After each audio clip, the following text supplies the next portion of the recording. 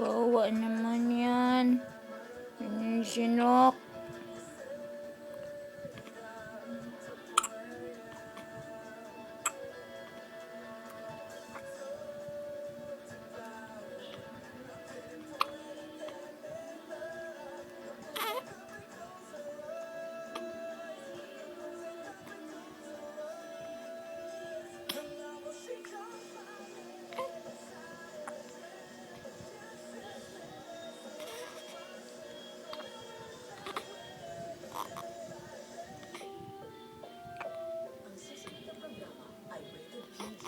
Patnubay at gabay ng magulang ay kailangan sa mga batang manonood.